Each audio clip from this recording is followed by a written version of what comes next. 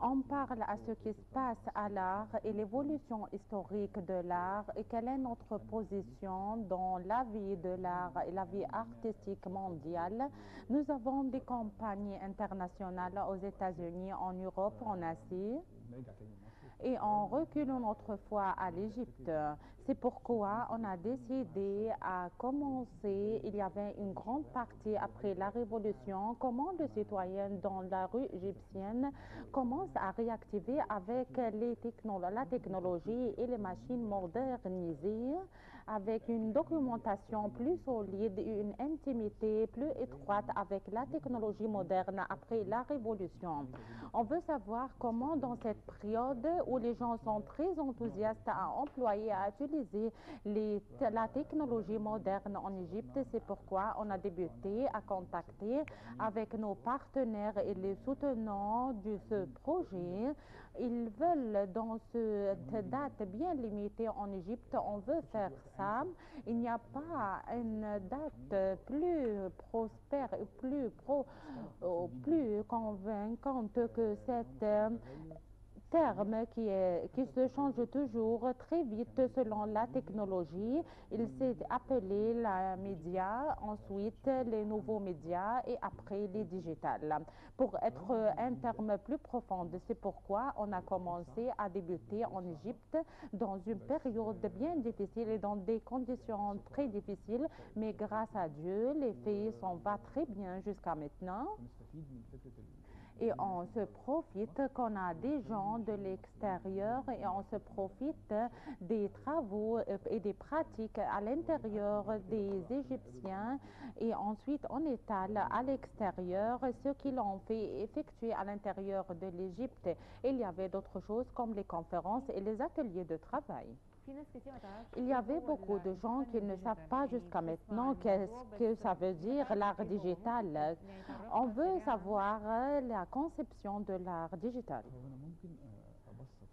Je peux simplifier la conception, c'est un genre de graphique. Ils utilisent dans le graphique, ils utilisent qui fait un voix ou un son. L'art numérique, c'est comment on peut aboutir à utiliser le digital processus ou le traitement numérique pour le contenu.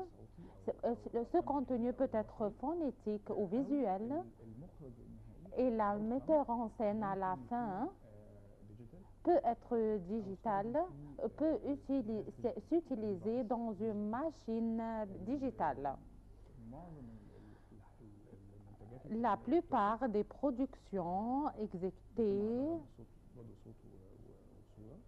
étaient visuellement ou phonétiquement, mais la technologie utilisée n'est pas une technologie utilisée pour nos arts spécialement, mais pour produire des arts et pour l'étaler des arts numériques ou digitales. Les arts ou les travaux artistiques se divisent à des écoles expérimentales. On veut savoir quel est l'art digital. On veut changer le cadre du plateau par une autre chaîne, par un autre genre d'art artistique. Est-ce qu'il y avait des tendances limitées pour un art romantique ou un art exclu des écoles artistiques, par exemple? La partie que vous avez citée, le changement de la peinture ou de le plateau, elle était changée d'un plateau qui s'est utilisé avec le huile. C'est un écran, c'est pour nous, c'est l'évolution naturelle et normale pour la technologie. C'est utiliser les matières chimiques à faire des couleurs ou de technologie. Il y avait un écran ou un screen comme technologie. Donc, c'est une évolution artistique d'une façon parallèle. Les résultats et les écoles artistiques existent bien depuis le XIVe siècle jusqu'à maintenant.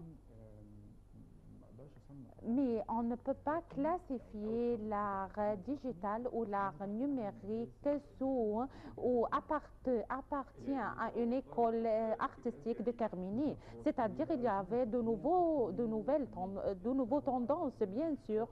Il y avait de nouvelles tendances artistiques. Ce sont les premières phases de l'art numérique comme les arts de la vidéo, ensuite les arts des médias, ensuite les nouveaux arts des médias artistiques et après l'art numérique. C'est une évolution très rapide de la technologie. Il n'y a pas un terme qui persiste pour un temps ou pour un long temps. Les termes se diffèrent et se changent pour toujours. Il y avait des arts contemporains, il y avait des arts visuels, phonétiques. Ces termes se changent pour toujours parce qu'il y avait une technologie qui se paraît pour une autre foire qui s'est basée sur